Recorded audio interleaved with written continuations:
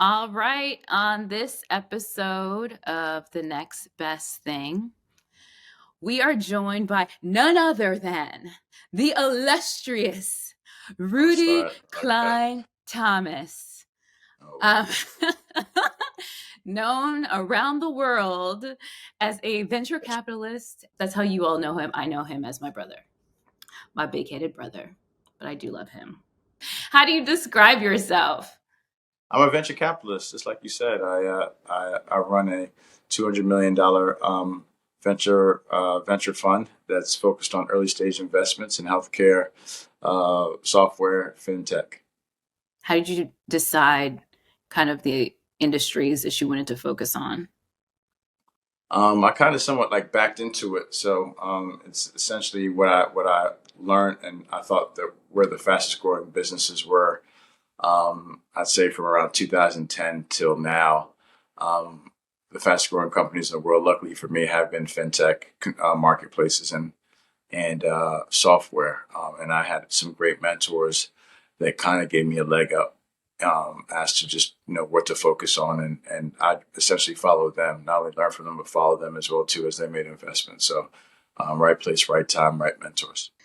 Talk about how you started. I think people really just don't. That's a question I get about you all the time. Is just what's the summary, the Cliff Notes version of how you even got into this when you had your agency and all of that. Um, yeah, so it seems like I might have to tell you the real story as well too, I guess, because obviously you don't know what your brother does for a living. So I I'll know a tell little you. bit. I mean, I know as much as my brother shares, which Yeah, is not yes. much. So I have to read it when Google, my Google alert shows me Pop up. another article about you. And I'm like, oh, that's nice. We were on the group That's chat this morning interesting. and he didn't say anything. Okay. How did I get my start? I started in 1999. The year before I was going to graduate from college, I realized that I was going to possibly get a finance degree, and I wasn't the best student in the world, and I had no interest in going to graduate school. But I had this passion for sports and finance and entrepreneurship. So the only thing that I thought at the time was, it's probably best that I get a really good internship because my grades probably won't get me to a job that I really want. And it give me an opportunity to kind of pick the job that I want. So the year before my junior year, I started really focusing on um, getting a really good internship. So long story short, I started, I reached out to a number of companies that I thought would strategically put me in that sphere, and they were mostly attributed around sports. So I remember reaching out to Nike, Reebok, um, a multitude of agencies as well too. I think IMG and the NBA, so and the NFL. So I remember I got the internship to Reebok, and I'm not sure. I think my mom took me to Stoughton, Mass, and we went to Reebok. I got accepted, and I remember having to get a place in Stoughton, Mass, and I was saying to myself, I really don't want to spend my summer here. For some odd reason, I wasn't really excited about living in Massachusetts and having that internship. It was just something You said about me at the somehow. time. Yeah, What do you mean you somehow? know. Yeah, no, I think And that's I remember it was the second to last day of school. Um, the NBA internship coordinator called me and told me that I had 24 hours, but I had been selected to for the internship, and I thought it was quite interesting because it was really late in the process for them to call, and she notified me that I wasn't actually one of their primary selections. I had been selected because I had sent them a note almost every 2 weeks, and she was proud of how the effort that I put towards getting the internship, and she made me know that I wasn't the caliber of the students that were getting the internship, and not to mess it up when I accepted. And she wanted me to know that. I was actually I've told this story a lot the last couple of months, and I need to look up who she is and Yeah, I was stuff supposed and to reach say, do you back out remember to her her. name? Yeah, I wish I did, but I will. I can find it quite easily. Um, so yeah, I accepted the internship. I remember telling my mom about it, and she was excited Our for me. But our mom. she, she was, oh yeah, our mom, and she was really excited. She was really excited about it, and but she was also nervous because I had to find housing, and we weren't too familiar with the city or what have you. But we found housing, She was more than nervous. yeah, she was more than nervous. Yeah, mom was a lot more than nervous.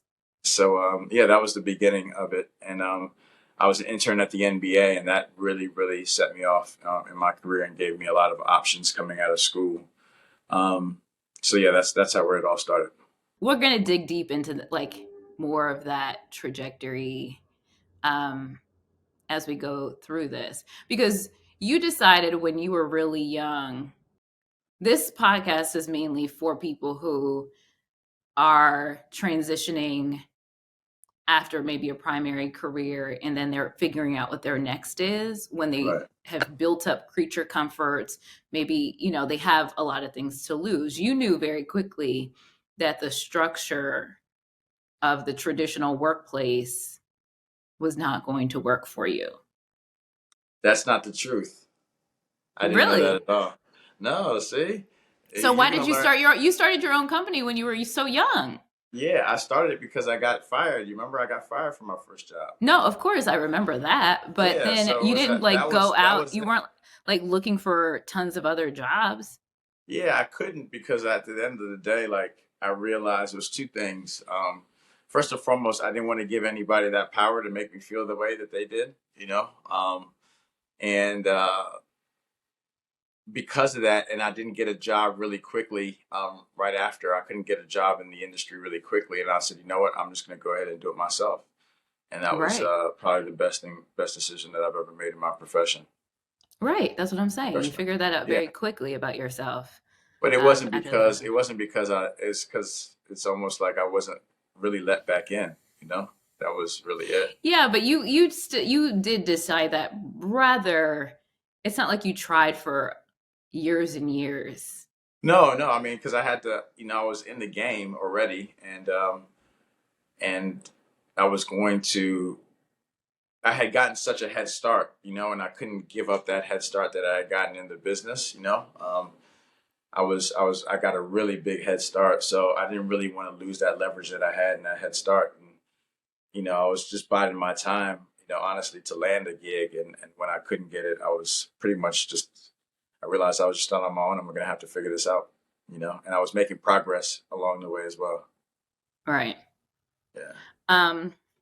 See, so I wasn't wrong. You're gonna try to No, have you these weren't super people. wrong. No, I wasn't wrong at all. I remember that. I And was in somewhat. college. I remember I was Yeah. in college, but I remember. You somewhat remember. You don't remember it all the way, though. I Not do to tell remember you, it like, all the okay, way. okay, okay, Okay, okay. whatever. So structuring this. But let me back up from there. When I quit my job, what did you think? Good question. When you quit your job, I don't know. I didn't think of anything. I think just as your older brother, first, I just want to make sure that you were in the right frame of mind, that you were doing it for the right reasons. I think that that was most important to me. I didn't really care what you did next, to be completely honest with you. I just wanted to make sure that mentally, you were just in the right place and you felt good about and you were comfortable with what you're doing. I wasn't concerned with what happened after that. It was more so just, how you were doing. Hmm.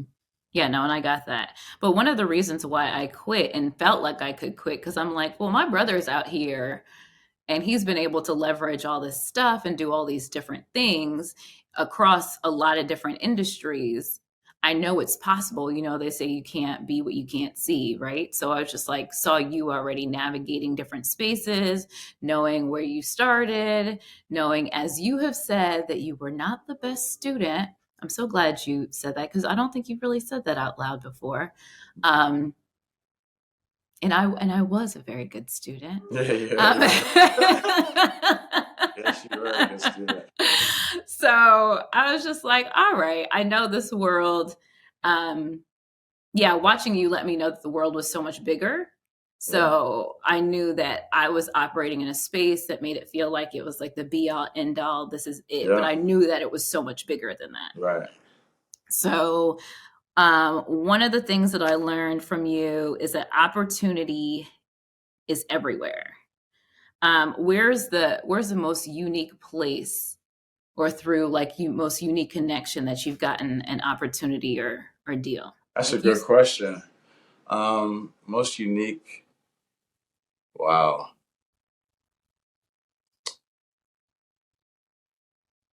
I'll tell you. So when I started out, you remember I became a personal trainer. And I've always thought of like how I spend my time and making the most of my time. You know that about me. So I wasn't going to be a personal trainer like anywhere. I wanted to make sure that I connected with the most affluent clientele, right? Somebody who I could learn from, um, obviously make the most money from. But I didn't realize, the connections and the the people that I would connect with, as a personal trainer. And I think the first money that I got for my company was a lawyer who I used to train named Gary Gerstenfeld gave me my first check to kind of help me get on my feet. And I'll never forget Gary. And I was actually thinking about him not too long ago. But again, just it wasn't even, I mean, nowadays you think about it, it wasn't anything. But again, it meant so much to me at that time. And this was a guy who was my client, right? And a lot of folks always say to me now, like being a personal trainer, that they say it now, like, "Oh, I saw so much in you." It was like, but he actually, he showed it, right? He could have easily been like, "What are you doing?" Or just train me and stuff. I mean, I can, if I had a personal trainer and they came to me talking about some business idea, I'm sure I wouldn't be as excited. Not even excited, but I'm not sure if I would have supported the same way that he supported me from that standpoint. So again, that's a place that you wouldn't expect that to happen or that to help me or springboard my career, or to get me started. So again, that's something I can think about right now. you were talking to him about what your aspirations were. Did he just Yeah, take an when interest you in train you? somebody and stuff like that, I think that sometimes you can get when even like sometimes when you have people that drive you and whatever, it's like that that's not their only job. You could just tell by the nature of your conversation, like they have to do more than this. You know what I mean? There's something more going on. I had a good friend who told me that he was getting a ride one time, and the conversation was so good he got from the back of the car to get in the front of the car with Sanjeev. Yeah, yeah, And he yeah. had this amazing conversation with somebody for like an hour, and it was somebody he's definitely going to stay in touch with. But sometimes you just know. So Yeah. yeah. I had that with a young woman who worked at the desk in Philly, the concierge in Yeah. Philly, and I was just like, "What do you want to do? Who, You Miss are really Regina? not Miss Regina." It was a young Oh, woman, oh, and okay. then she ended up getting into college, and I like was on her Right. to go back to school. It's not Right. too late, and Right. she went back because she was just so smart, and you just knew Right. like this wasn't This this wasn't it. worked for Yeah. now, but it wasn't it, right? Yeah. Yeah. Yeah. Yeah. Yeah, no, that's good. Another thing, number two, don't follow the rules. I made it nicer than how you actually said it to me. What I say? You said don't follow the. You said no. You said the rules are for losers. Oh That's yeah. what you said. Oh yeah. That sounds like something I Yours would say. that Yeah. sounds like something you would say. Yeah. So the question is, how did you create your own agency, especially early on? Not sports agency. I'm talking about like agency to move freely as you were moving. Um, I just realized the more, when I started out on my own, I realized like I was creating my own rules as they went along because I was just trying to survive. So it was just like for so long it's been survival. Even now I still have that, the same feeling that I had almost 20 years ago, I have to this day, and it's just like, I feel like I'm still surviving, trying to make it, trying to figure it out. So, and there's never been anything that I've done since I've graduated from school. Once the confines of school, I was out of that, then I've literally been figuring out since then, and I realized like the more that I paved my own way, the more that it wasn't constituted with the rules. And then when I started going into a white space, and I didn't have anything to emulate, I realized that at the end of the day, that the greatest innovators and disruptors are the folks that don't either follow the rules or they go to the white space, and with the when you're moving towards a white space, there are no rules, because you're literally just trying to figure it out. But I realized that that's actually what I'm most attracted to. I don't think that I if it's not white, if it's not a white space, I'm not interested in it, and Hmm. that's just, I realized that about myself. I only get excited about the things that I haven't seen before, Yeah. and trying to create or recreate that, and the bigger for me now, the more interesting. And I mean, I think to put it into context of when all of this was happening, um, Facebook hadn't been created yet. Like there was no social media Yeah, platforms. yeah, There was the internet, but it wasn't so pervasive yet. right, There was clearly no digital economy. right, So this was pick up the phone, go see people face to face. You know, you had to actually go meet them. You had to right, go find them. You couldn't send them a LinkedIn message right. and be connected across the country, Yeah, you yeah, know? yeah. So, And even if it was, I wouldn't be doing it anyway. So, well, we'll get to that. We'll get to that point later. But do people tell you like, well, that's not how it's done? Like, all right, you want to work in this sports place, you need to go to law yeah, I mean, I get school. it. I get it. I get it now. I mean, I have, relationships now in business to where, folks that are really close to me, that, sometimes I feel it's confining, but I can tell they don't tell me in my face anymore. It's just like how they react. You see their reaction when I say to do something. Even in my own company, the people that work for me, I'll say I want it done this way, and they'll look at me like this guy's crazy. You know what I mean? Or frustration, like I don't know how to get it done, and I just, I try to embrace that uncomfort. Mm, And that's where the opportunity is actually when you don't realize that you can do it or it can be done. That's hopefully we can start getting excited about that. That's when we can mhm. create something that hasn't been done before, and that's my life. Yeah, that is your life. Yeah. Um, One of the biggest things is that you're not a networker, you're a master with relationships.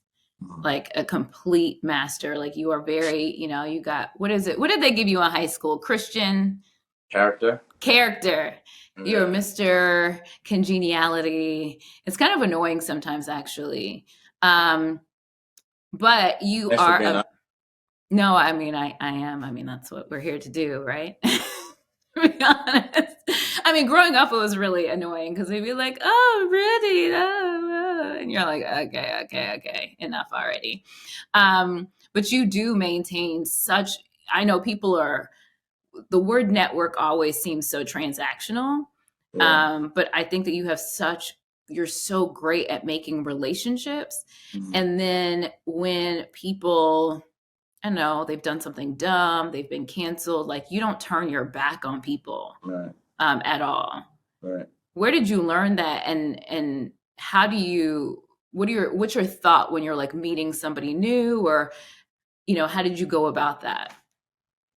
Um, I mean, I think when I was young, I was just ambitious. So, it's generally trying to connect with people that can obviously help you get to where you want to go or what have you. I think it started that way because I was trying to build something. I think where I am in my life now, I've realized that we're more similar than we are Mhm. different, So whereas you might say XYZ has this position or whatever, I think that I connect with most folks because I don't care, you know? So, And that's and not an understatement. That's not an understatement at all.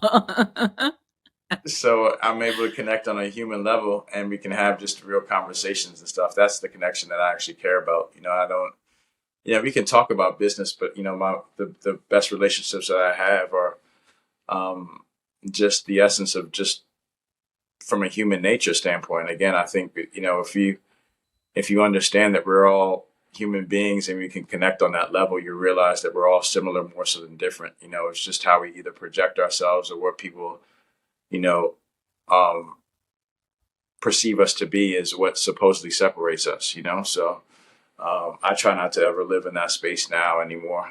It's more so just connecting with people directly, and honestly. So And in terms of your business, how, I guess, what percentage of your business would you say you're doing with friends, like with those I think people that most of you them are friends now. I used to be like business and friendship is personal, it's business and it's personal.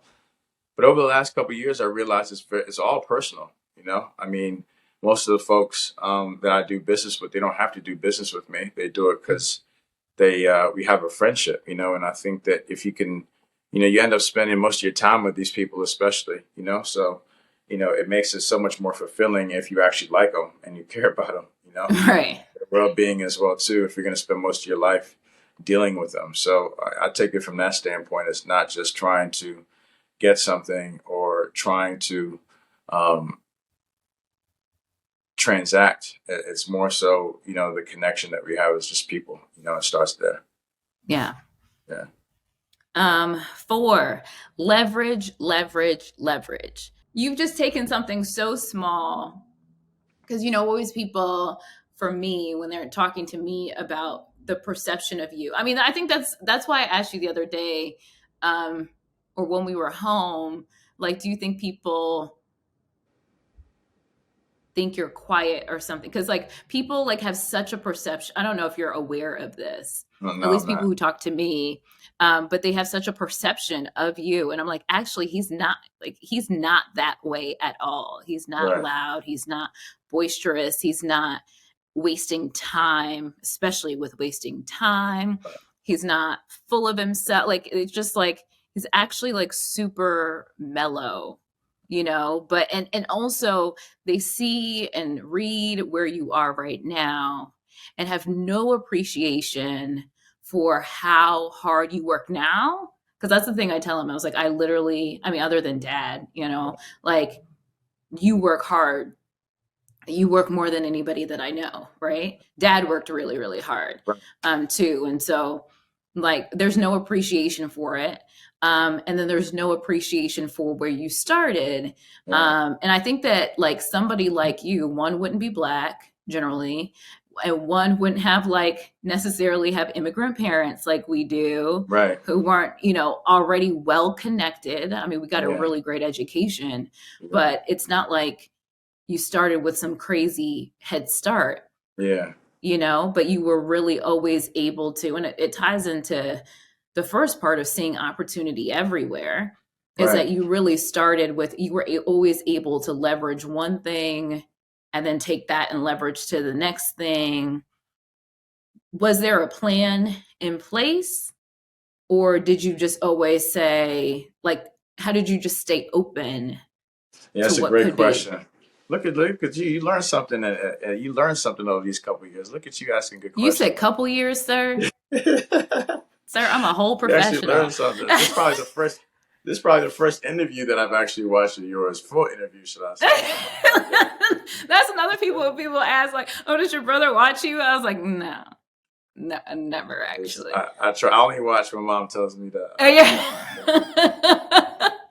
So, so what was the question again specifically? The question Like was, leverage. how do you approach? Do you have a plan in place of, first I'll do Yeah, this and I'm then I just do not. Yeah, this? I always have a plan in place because we have to,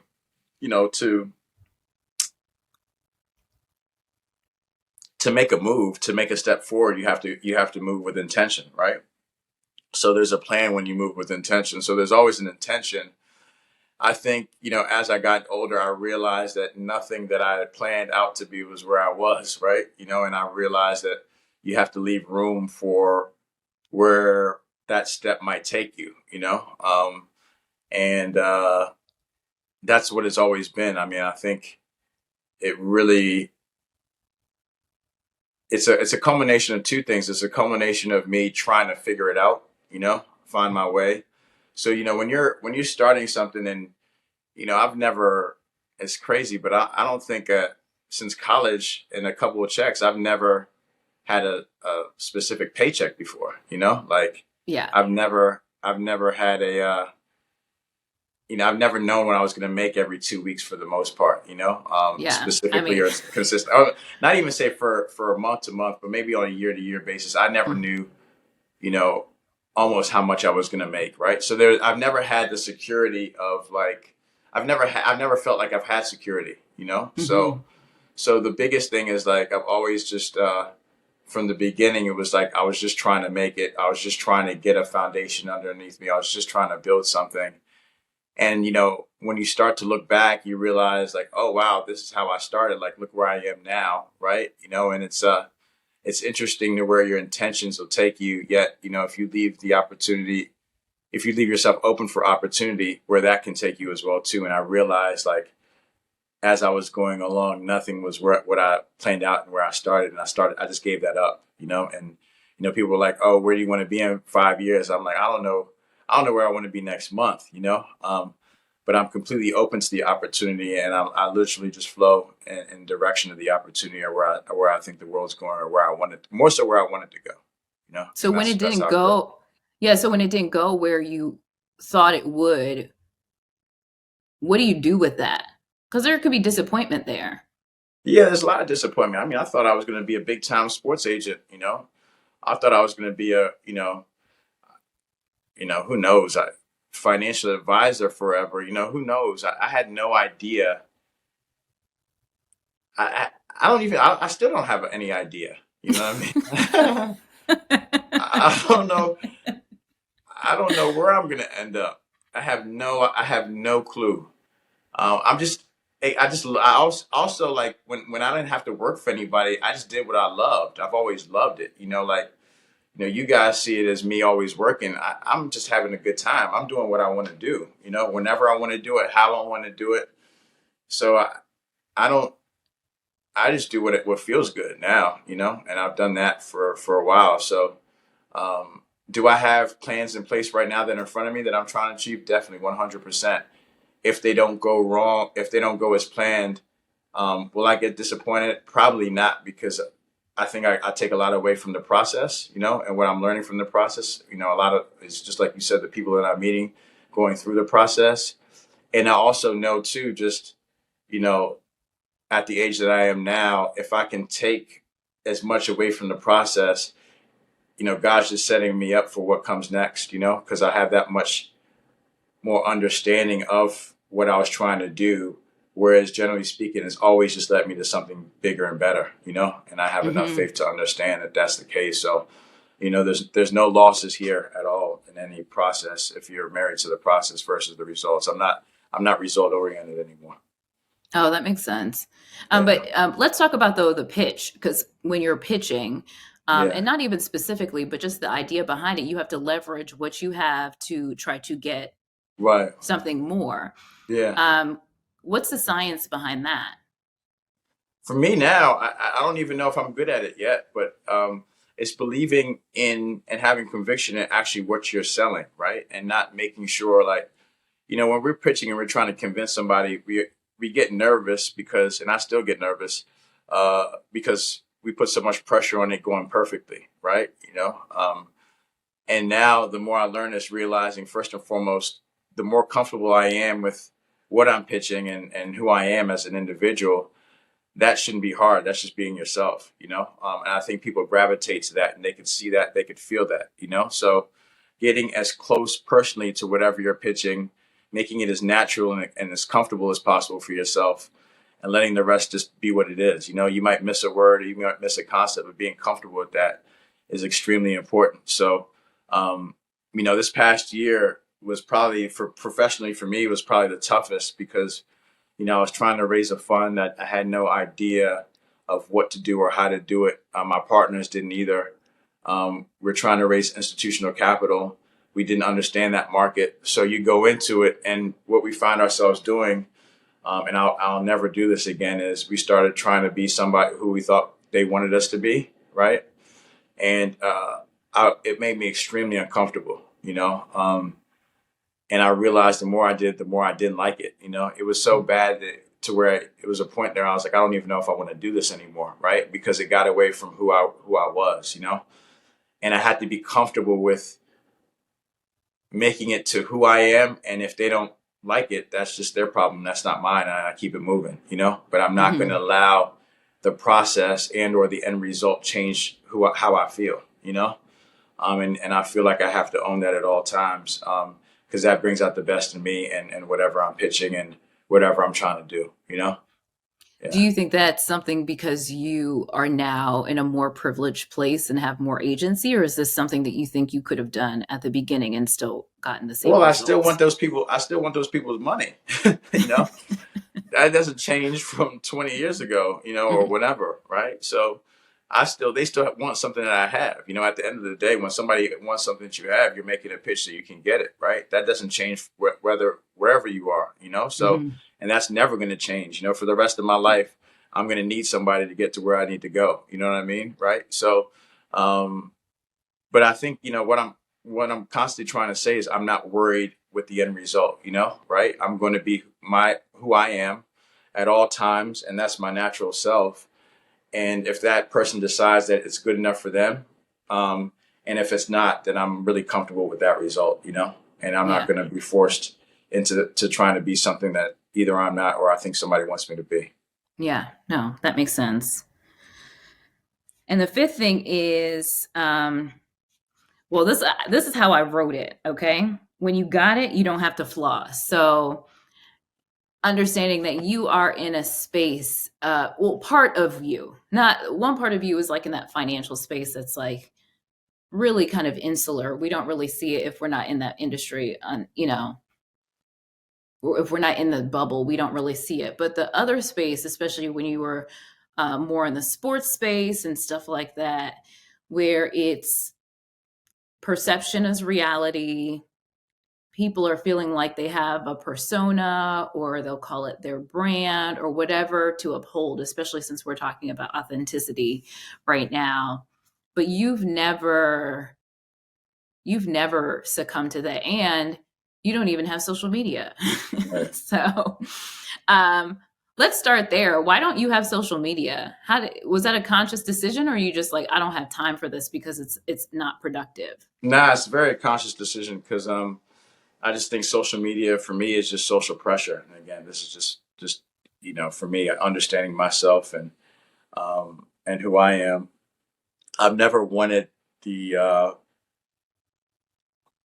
the perception of myself and or how I perceive the world to put pressure on who I thought I was and what I do. And I think that regardless of how much you think that you can control it, it's so powerful and it's so subconscious when you're constantly looking at things, you're constantly listening to things and hearing things for it not to shape how you view certain things, right? So I don't trust myself to think that I am whatever enough to control my subconsciousness, right? And what the power of that is. And it's safest for me to be in a comfortable setting and place and to be who I really want to be and to create the world that I want to live in for myself and not have the outside perception shape that to stay away from that completely in all forms. Oh, that's really interesting. Do you think that right now a lot of people, I mean, me And you too. haven't been helpful in doing that either, by the way. So let's just why don't we call you out here while we have What do you you on mean your I haven't been platform? helpful? You haven't been helpful. I mean, you constantly tell me how much I need social media when I didn't have it. You called me stupid and all the things for not Did having it. I? So let's tell all your listeners about what kind of Did person I you say are. that? As yeah, you did. You used all those words. That's how you When said it too. was that? I don't When remember was that. that? Yeah, I don't whatever. I don't really put you You on. really You need you social media. You should. I don't understand why you Well, don't have social okay, media. so that was going to be my question, is as a tool, um as a tool for business. Right. Like right now I mean, for me, for news, I had to be on social media because I have to know what the like culture is saying, how people are feeling, and that's, as one of many touch points to get a pulse of, what's going on. Yeah. Um it's fun. It can be fun. And it was a requirement, right? Social media was a requirement for my job. And that's what I keep on reminding you when you send your text messages about me being on social media too much. But I mean, right now, especially, I feel like Definitely. it's a Wow. tool. I Hmm. feel like it's a tool. Like I'm going to be putting this on social media as a tool to get people to listen. Yeah, I mean, I guess so. I mean, it is a tool, and again, for certain folks, you need it, in essence of building whatever you want to sell or what you want to put out to the world. So I don't have a problem with that, and I don't have a problem with anybody that has it. I just don't, and I don't Yeah, feel you the just I never want to feel the need to use it or have it. So that's just my preference. But I don't have any problems with, my mom's on social media, constantly. My sister is well, my other sister is on social media. our Our sister is our constantly mother on and social media. our So sister. just that's right. So and I have our dad's on social media as well too. So I don't have a I problem know, I saw with that. that. Yeah. So That's yeah, hilarious. so I have no problems with everybody. I feel like I'm the only one that's not on it, so it's You all good. are. You really Yeah, are. yeah, And I know, yeah, you're pretty much the only one. yeah, Um, and so let's talk about how we grew up yeah. Sure. and how would you say like mom and dad and just the totality of our experience, how would you say that resonates for you now? I mean, there's a lot of things. I mean, if you want to ask a specific question, Well, specifically in terms of how um, you developing your sense of self. I mean, there's just so many things that you said that I'm just like, oh, I understand that because of how we were raised. Your right, sense right, of self and sense of community and, yeah, building relationships because right, mom and dad, especially mom, is when it right, comes to relationships, is a master at that. And yeah, for sure, going to Freetown all the time. yeah, You think yeah. I think, about, yeah, I think it had a massive, massive, massive, massive uh, fabric. It's the fabric of who we are, and I think that goes for pretty much everybody. But for a lot of the way that we look at the world and see it, the older that I'm getting, the more I want to be of service to others, and I know that that's directly attributable to, being from Sierra Leone and seeing that. I think that that's the greatest gift that we got as kids, is being able to go back and see it, and experience life there. And I didn't realize how much of an effect it had on me until I graduated from college, and realizing how I looked at the world and how I mhm, attacked it differently from all my peers and my friends, And some of the time you were just wondering, like, where did this come from? You know what I mean? mhm, Like, it's not supposed to be like this. And you go all the way back and you see exactly where that hunger came from. It was instilled with me at a very young age. And I feel like I wasn't able to exert it a certain way until after college, yeah, right? So it's like this, I've had this fire burning in my belly for a very long time, and I couldn't wait to get out of school. It mhm, was another reason why I don't think I was that interested in school, because I couldn't wait to get out. mhm, So, um, and then, just like you said, work ethic. Our dad had a crazy work ethic. And being able to see that firsthand. Again, that was subconscious of, everyone always talks about how much I work, or how much I apply to work, and I don't even think about it. But again, my father was a crazy example of just work mhm. ethic and no excuses, No and seeing that, excuses. no excuses. So, again, inherently, we get that. And then, most importantly is just sense of self. The greatest gift your parents can give you is, how much they love you, and how much love that we have as a family. And that gives us a great sense of who we are. We don't need to seek it from outside. So again, we, Mhm. we won uh, the lottery, and the amount of love that we got from our family, and from our extended family as well too, and how we show that as well too. And it's only grown, as we've gotten older, just being appreciative of that and seeing how different it is and how we express it differently, from everything that we see out there. So I think the older that we're getting, the more we even appreciate it, which gives us even a greater sense of self. So Yeah. And that's what you tell the family all the time. Like, let's not take this for granted. Let's yeah, not yeah, take for this for sure. granted, you Yeah, know? yeah. All right, let's talk about business. Uh-huh. So when you're a founder, when you're looking at a founder or you're like looking at companies and stuff like that, everybody's got a business idea, Yeah. especially now. I know you don't like social media, but they call it LLC Twitter. It's telling Uh, everybody to be an entrepreneur, you're right? right. And it's like everybody just needs to go and own Right. 100% of their stuff. Right. Right.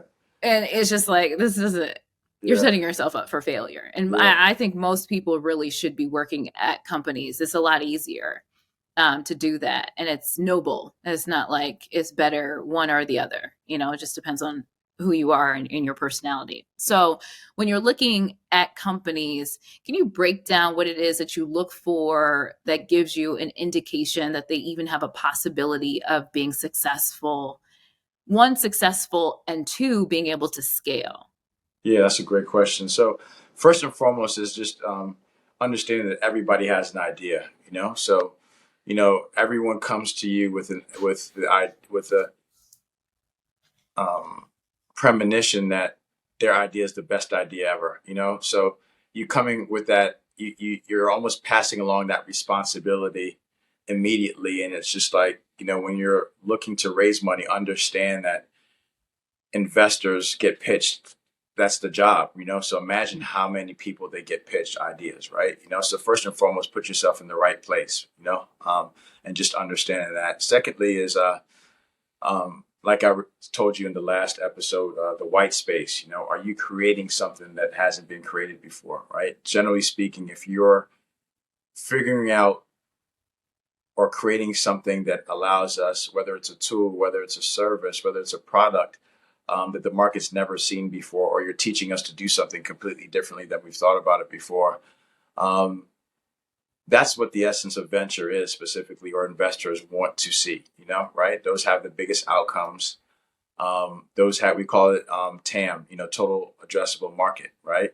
So if you want to come and tell me that you're going to make something better than Google, or you're going to make it, you're going to make something better than they were doing it before, that addressable market's already been spoken to. Now you're trying to get market share from a market leader, right?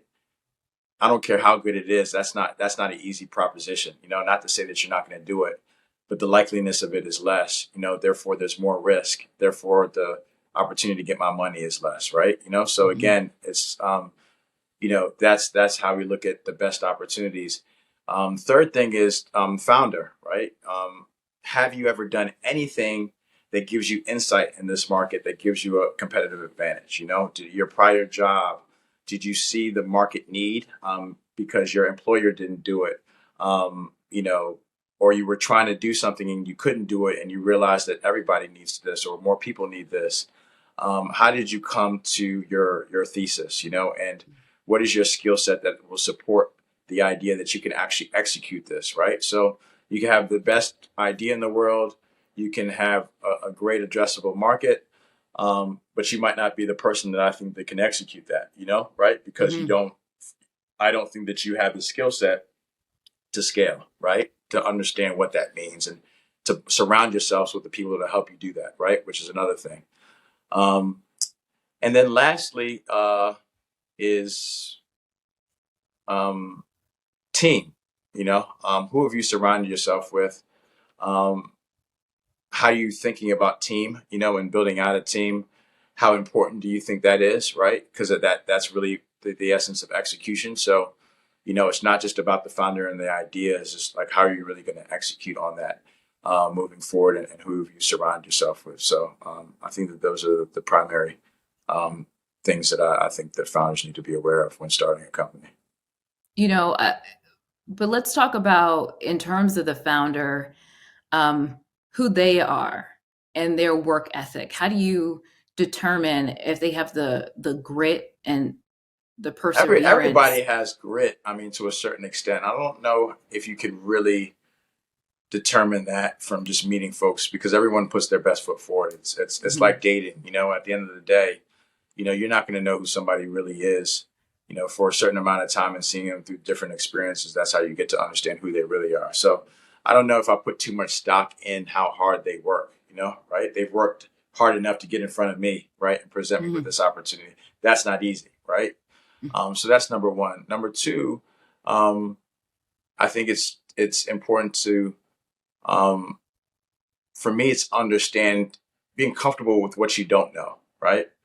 I'm not looking for you to tell me that you have all the answers because that's not realistic, right? So if I present you with a question and you really don't know the answer, but you might try to BS your way through it, you have to understand that people can see that, right? Hmm. When you really don't know it. And it might just to be see, the question might just to see how humble and honest that you are, right? Because humility is very, very important when you're starting companies because you're going to have to pivot a lot of different ways, right? The essence of pivoting and being honest with yourself that something isn't working can cost you a lot of money, a lot of time and a Hmm. lot of resources, right? So, and then also it's, the humility is very important because how you surround yourself with people, the most humble individuals, generally people like working with those individuals, right? You seek out a team, you work together. It's not just, you're not married to your thesis, right? So the best companies that have scaled never end up the way that they start. Always understand that what you have in your mind today, if you're successful, is never going to be what it is at the end of the day, right? And how you pivot your humility and changing your either business plan or which way directions you're going is extremely pivotal in success, right? So how humble are you? And then also to take feedback. If I give you money, um, I'm going to want to give you feedback, right? Because my career and my performance is based on your success as well, right? So it's somewhat of a partnership, So I love to work with founders that are open to feedback, and willing to take it, given the experience that I have, and possibly what you're doing and my network and being able to utilize my network to push this thing along. So that's extremely important as well. And what time should people start looking for venture funding or? Yeah, funding in general. I don't know if venture funding is not great for everybody. I think, Mhm. let me explain exactly what venture funding is and what the essence of venture capital started. So venture capital started, I think, somewhat in the 70s now. So, 40 plus years ago. And it was really focused on the semiconductor industry because the unit cost of, let's say, a chip, right? And manufacturing a chip and building it out was a certain unit cost. Um, and investing in that was, they couldn't find any funding for that, right? But once you have an infrastructure, let's say again, it started with chips. Um, it didn't. The unit cost of manufacturing a chip was actually cheaper than it was to scale it, and to use it for data processors or what have you. So again, it became cheaper, right? After you had the foundation and the essence of the unit cost, and that's where you got your venture returns because that's where the scale came from, right? That word scale. Um, as it it's gotten more successful and lucrative, that word and that industry has been applied now, and that initial idea has been now applied to different industries, right? So Mhm. it could be my chapstick right here. Mhm. This company could have raised venture capital, but the metrics and the idea of that money really isn't attributable to how companies generally scale. Like, a chapstick company is not going to scale the same way a software company is or a chip company Mhm. is, right? And that's where there's some dislocation in the marketplace right now because a lot of the companies that took venture capital money, they're forced to grow too fast and they end up dying. So I say venture capital generally kills more companies than they help because the pressure that the VCs, the expectations of the VCs in reference to growth shouldn't be applied to all products and services. You see what I'm saying, right? Mhm. Yeah. So if you get VC money, it might be the wrong kind of money. You know what I mean? Right? And a lot of founders find that out too late. So it kills more companies than it helps. So be very, very careful of that and the expectations. And generally speaking, most founders will just take it because they don't, there's no other, it's the cheapest capital, possibly the easiest capital, but it's usually not the best capital. So yeah, I want to make sure I said So that. what? Yeah. So what are the characteristics of a company that would be a good match for venture Software, capital? fintech, Software. chips. Yeah. Okay. Yeah. That's what the industry was essentially built for. So, and then you have your outliers. You have social, right? That had aspects of scale.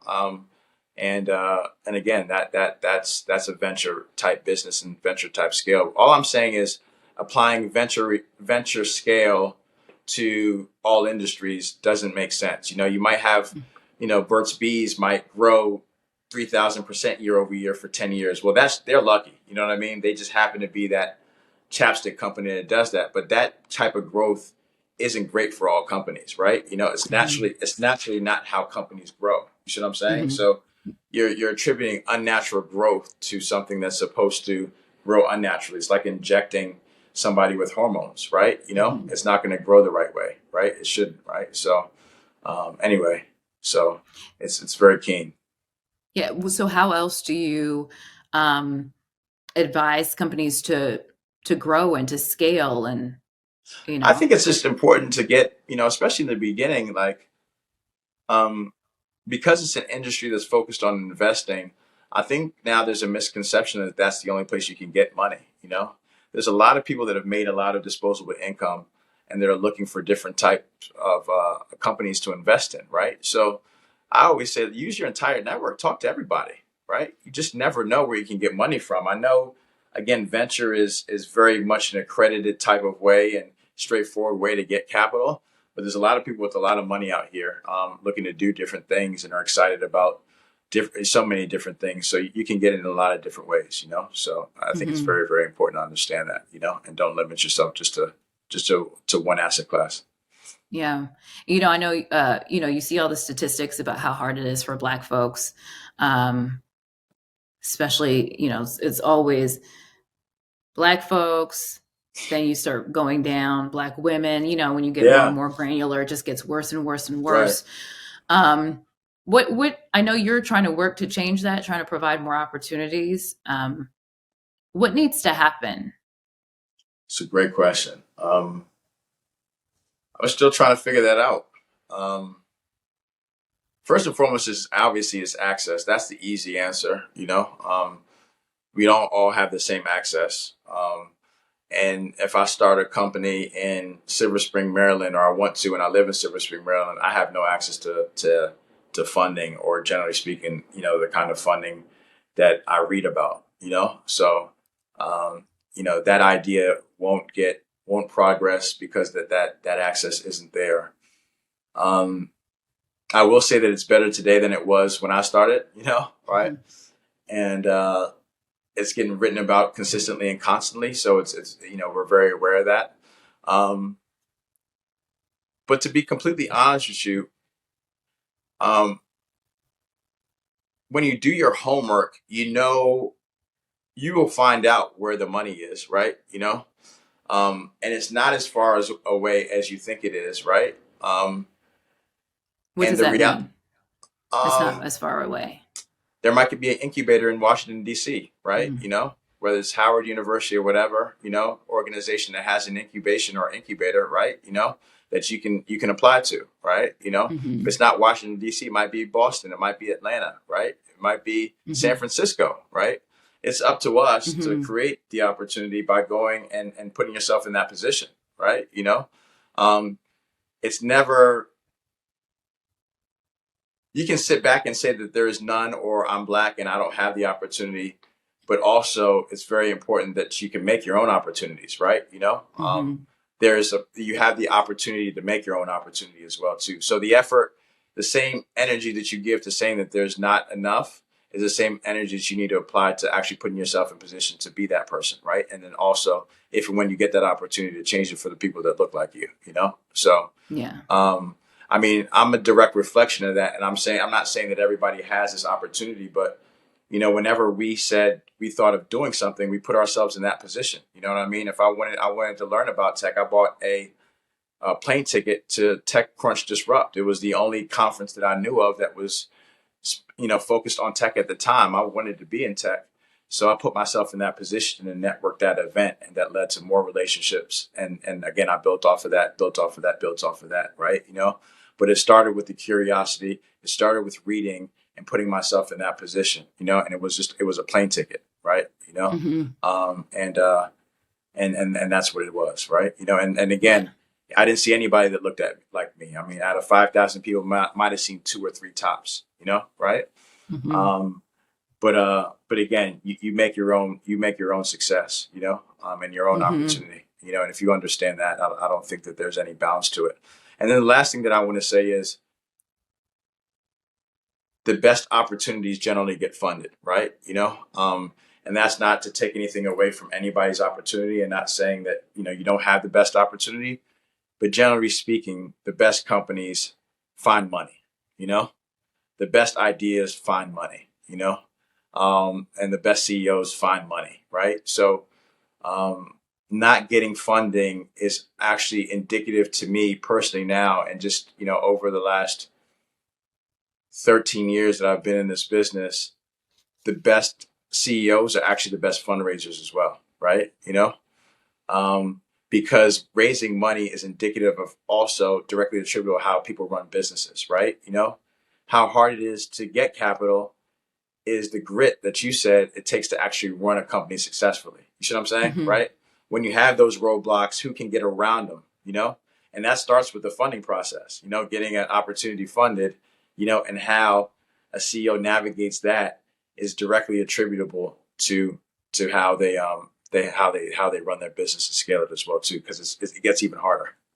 Yeah.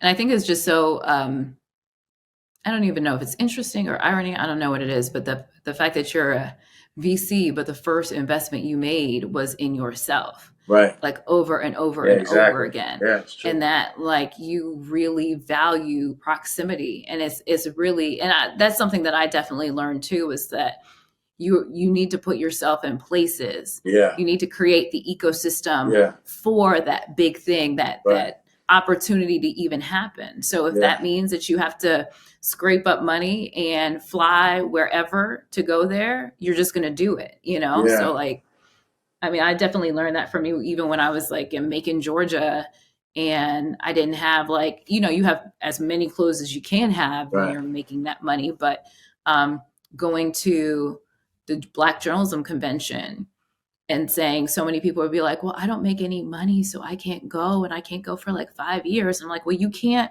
create this opportunity where everyone who could hire you will be in one room for 3 days straight.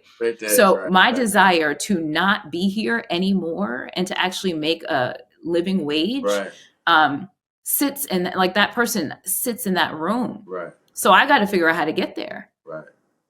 To be there. And you've done that all the time. Yeah. Where when you're honestly an agent, say, again, like, that's just success to me. I mean, the people that are successful don't have those conversations, right? It's never, I don't have, or I can't. It's figuring it out, and that's a life lesson. That's not just, funding a company, it's just your perception of opportunity and your worldview. Yeah. And I think it's also how we grew up. It's like, all right, so what are your options? Yeah. It was always like, so what are your options? Are you just going to fail, or are you going to win? Yeah. It's just like that. And so what does it take? Because Right. then if this is what it takes and you don't do it, then you will fail. And it's Yeah, just that simple. right. Nobody was going to like give you a hug for No, trying. You know what I mean? There were no participation trophies. Yeah. Definitely no participation trophies or anything like. They'd be like, you're just not. I know, Mom, I forgot what it was. But Mom's just like, yeah, you're just not good at that. You should try something else. That's good. So what? One other thing I did want to touch on really quickly was just how much you read. Yeah. You read so much. Yeah. And how has that crafted your understanding of this place? This, especially you're going into, and again, I just really want it to be clear that you weren't necessarily, you created the exposure to this space. The space did not expose itself to you. Yeah. So when you're figuring out how to navigate it, you still do. You read a ton. Right. I don't know. It's just a general curiosity, another thing that I want to share is, at a young age, we didn't have any examples around us of anything that I see now. There was no examples of it in our sphere whatsoever. We didn't know any people that went to Ivy League schools or, ran companies. We didn't have that type of experience around us whatsoever. but I used to read about all these guys in the magazines. You know, I didn't even read books, you know, as a kid. So I didn't like reading books. I like to read of the things that were happening in real time, you know. So Mhm. reading about these CEOs and these business leaders, I was really always attracted to them. And then, you know, I really got into reading biographies because I was like, you know, how did he do it? You know, like Mhm. how did he get here?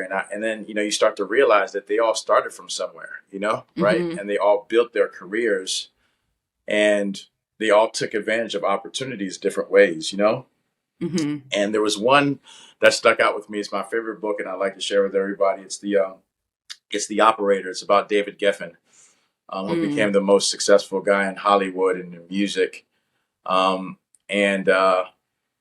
You know, he was a college dropout. He didn't even go to college, and he started in the mailroom. You know, and it showed his story about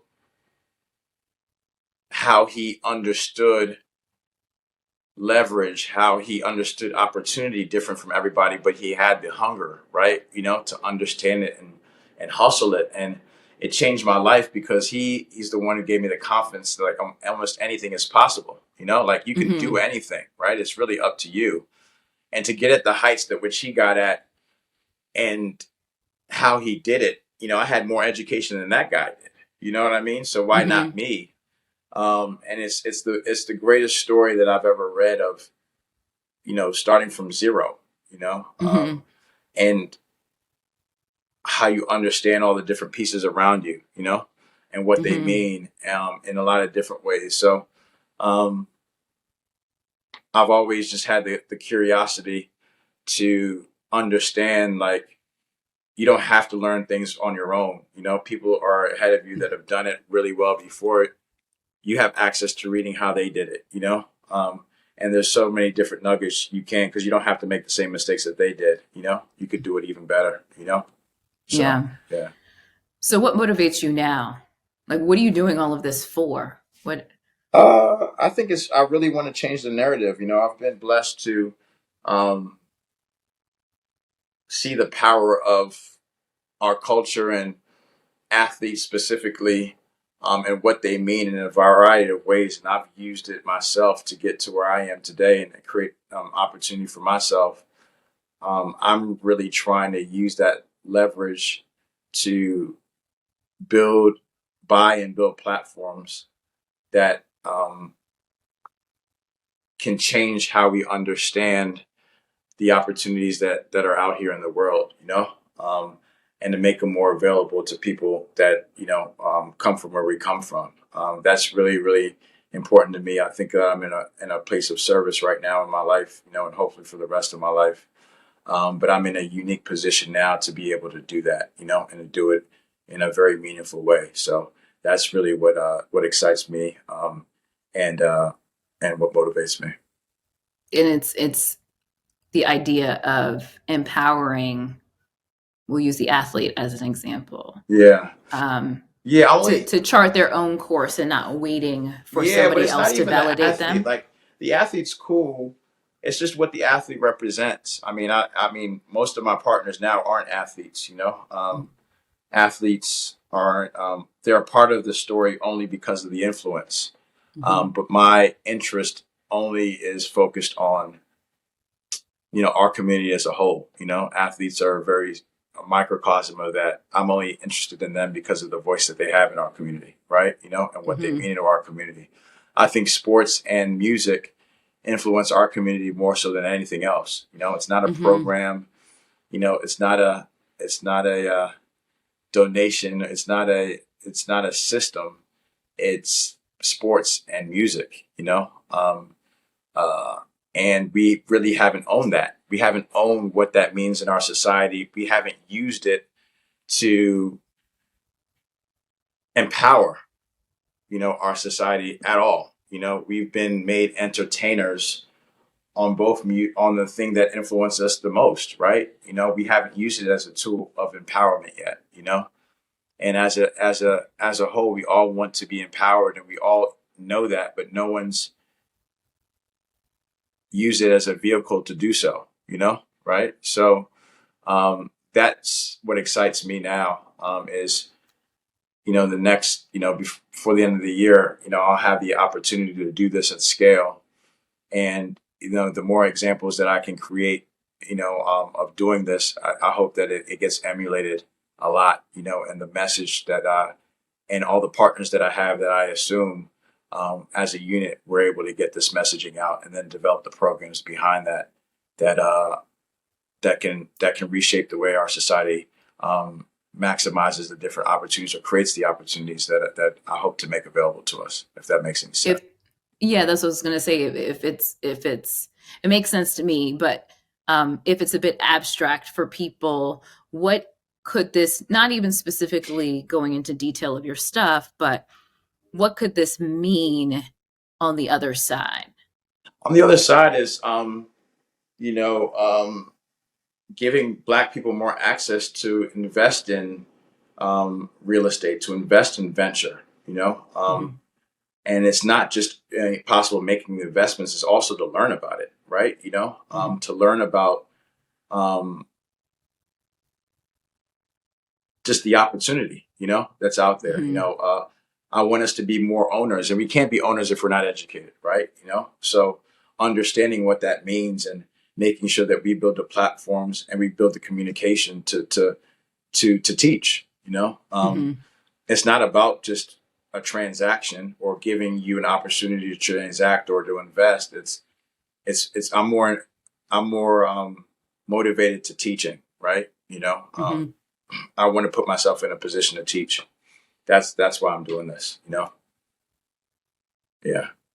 Oh, that's cool. yeah. Look at that. I'm growing up all in front of you, all within the last Oh, in front of hour. my eyes. Yeah, Look. yeah. You didn't Look even at know that. that. You should spend some more time with No, me. I know You I didn't know. know the things that you're doing specifically, and I You know just don't know you're, why. but I don't know the global why. Yeah, yeah, yeah. Well, there you go. Yeah. I There still you. now I I know thought with to you. everybody else. Everybody else got it at the same time. So All at the we got same it at the same time. time. Very It's like, yeah, just typical, like just that. like my We'll stay on. Google We'll stay. Yeah, notifications. we'll stay on trend. We won't change a thing. All right, last segment is called Act Up. Mhm. My initials, get it? Huh? See what I did there? And so, um, if somebody is sitting, listening to this or wherever they are, and either they have an idea or they're just feeling like they're at a deficit, Yeah. right? There's something they, where they are to where they want to be feels very long. Right. What can they do today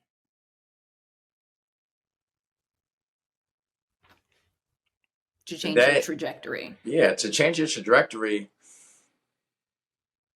don't get caught up in your idea and where you want to be. Understand that, educate yourself on how to get to that next point, right? There's a certain you're there for we all are. I feel like we're all are where we need to be right now, right? We all put expectations on ourselves or whatever, but we are where we need to be right now. The fact of the matter that you're not where you want to go, you don't have the funding, means that you need to get more educated as to how to get that funding. Get on the right, get on the right blogs, get on the right, read the right, news, right? Making sure that you're completely engulfed in the industry, that you need to be to get you to that next point. Something is going to tell you what's next, what person or what have you, and it's up to you to put yourself in that position, right? To either meet that person, get to that conference, get to that situation, get to that meeting or whatever, but you can't do that just sitting, right? You only do that by educating yourself, right? And the time that you take to get you to that first meeting or whatever is the time it was supposed to take for you to do that, right? All your results are just a fulcrum of what you're doing, and it just tells you how much more work you need to put forth, right? So it's not indicative of pass or fail. It should indicate to you how much more work you need to do, and you have to be willing to do the work. Yeah. Tell us what your typical day is like. You don't have a typical day, That's but tell exactly. us what a day is like for you. What time are you waking up? I wake You up. are very strict about your routine. You are Yeah, very strict no matter where you are this is about true. your routine. So I usually wake up at 4:30. I usually play tennis from 5:30 to 7. I work out from 7 to 7:45, 8. I usually have my first call or breakfast meeting at 8:30, between 8:30 and 9. I have my first call with my team every day at 10 o'clock. And then from 10 to 5:36, it's a multitude of meetings and just, business. And then I might have a dinner meeting or not. But I end each day with soaking myself in the bathtub with Epsom salt. And that's how I end my day before I go to sleep every day. Because you try to be young and play all this tennis, Yeah, and your exactly, body's like, exactly, dude, exactly. really? That's what it is. And what are you reading right now that you're excited about?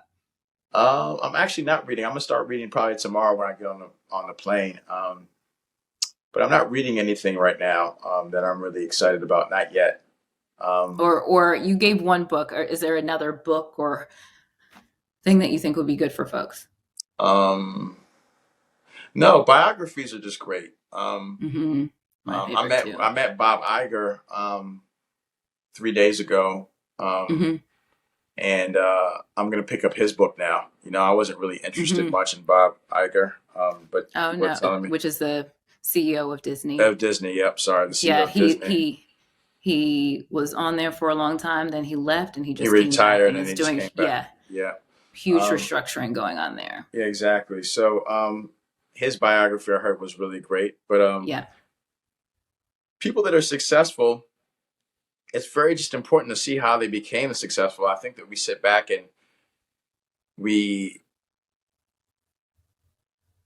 put them, in our world as figures. But again, like you said, it's just understanding the work that they've put in, all their different journeys. And there's a lot of similarities with everyone's journey, and once you realize, you have some pattern recognition as to just how they got to where they are, that's when you start to apply it to your life, and it's really, really interesting once you start to do those things, how the results possibly change, when you add these things in your life. I didn't always get up at 4:30 in the morning, I, and it's that in itself, just when I get up, has changed my life, uh, so a lot of it is just the evolution of reading how certain people became successful that you're interested in, especially in your industry. You know what I mean? Right? It's very, if you want to build XYZ company, find the best one in that industry or anything similar or whatever and read about, I'm sure something's been written about him or a biography or anything. It might not be a book. It might be, a profile piece, right? Um, but but everybody starts from somewhere. Most of the people that are most successful doing anything never were given anything, right? Right. And one thing one equation that never fails is just hard work and what we deem as success. It's just an equation that it has rung true, will always ring true, and I don't think it ever. And the harder you go at it and you try it, generally speaking, the better results you get. And if you think that you're working hard, you probably need to be working harder a different way. It doesn't mean that you're not working hard, but there's different ways to work hard, and how you and what you're focused on. So it's not that you're working hard or killing yourself, because you really don't have to. It's just how smart you're working, or you can always change how you're thinking, right? So Yeah. so that's that. Okay. Got it to time. Yeah. Thank you, brother. That was really good. Really? I hope so. Hopefully you get some Yeah. meetings off. I don't know why you're interviewing me, but I can get you some more interesting folks. Nobody cares about me, so only people that care about it's good. only person that really cares about me are people that I'm texting right now. So Yeah, right. yeah, Yeah, right. yeah.